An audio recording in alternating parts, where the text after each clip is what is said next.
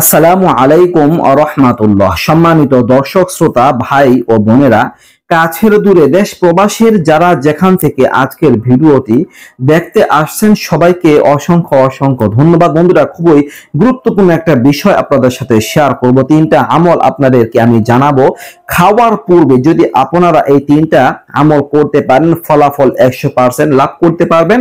আপনাদের জীবনে পরিবর্তন আসবে, জীবনে সচ্ছলতা আসবে, জীবন থেকে অভাব অনটন দূর হয়ে যাবে। এই তিনটা আমলের ফলাফল বা উপকারিতা আপনারা অবশ্যই লাভ করতে পারবেন। বন্ধুরা, যে তিনটা আমল আপনাদের সাথে আমি শেয়ার করবো, যেগুলো খাওয়ার পূর্বে করতে হবে, এই তিনটা আমল হচ্ছে সুন্নত আমল। রাসূল সাল্লাল্লাহু আলাইহি ওয়াসাল্লামের আদর্শিত আমল। রাসূল সাল্লাল্লাহু আলাইহি ওয়াসাল্লাম তিনি করেছেন এই আমলগুলো। তো আমরা যদি এই তিনটা আমল করতে পারি তাহলে ফলাফল লাভ করতে পারবো ইনশাআল্লাহ।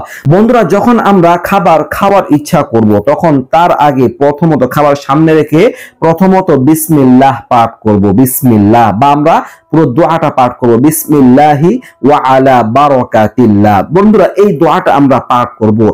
এটা গেল এক নাম্বার আমল, ফলাফল পরে বলছি। দ্বিতীয় নাম্বার আমল হচ্ছে যে আমরা হাত ধৌত করব, খাওয়ার আগে হাত ধৌত করব, এটা একটা সুন্নত আমল। আর তৃতীয় নাম্বার হচ্ছে দস্তরখান বিছিয়ে খাবার খাবো, দস্তরখান রেখে তার উপর আমরা প্লেট রেখে খাবার খাবো, এগুলো তৃতীয় নাম্বার সুন্নত। বন্ধুরা, এই যে তিনটা আমল আছে, এটা কিন্তু একবারে সহজ, এটা আমরা দৈনন্দিন কাজ হিসেবে আমরা করতে পারি, কিন্তু এটা সুন্নত আমল, খুবই উপকারিতা। বিসমিল্লাহ পাঠ করলে খাবার শুরুতে দর্শক কি হয়, যদি আমরা দোয়া পড়ি তাহলে শয়তান খাবারের মধ্যে শরীক হতে পারে না, ইবলিস শরীক হতে পারে না। বন্ধুরা, যখন কোনো ব্যক্তি খাবার খান আর খাওয়ার শুরুতে যদি বিসমিল্লাহ না পড়েন তাহলে তার খাবারের সাথে কিন্তু শয়তান শরীক হয়ে যায়।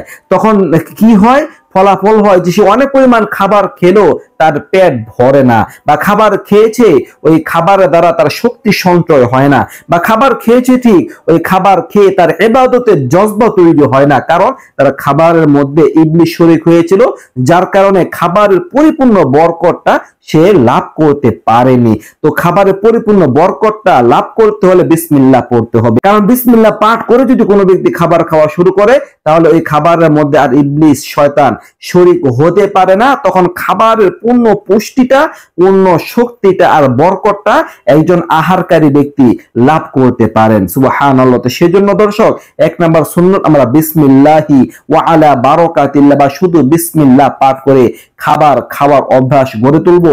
আর দুই নাম্বার হচ্ছে হাত ধৌত করে খাবার খাবো। এটার উপকার স্পষ্ট, কারণ হাত ধৌত করে খাবার খেলে জীবাণু থেকে, ময়লা আবর্জনা থেকে আমরা বাঁচতে পারবো। যদি আমরা হাত না ধুই তাহলে হাতের ময়লা আমাদের পেটের ভিতর ঢুকে যেতে পারে, আমাদের শারীরিক সমস্যা দেখা দিতে পারে।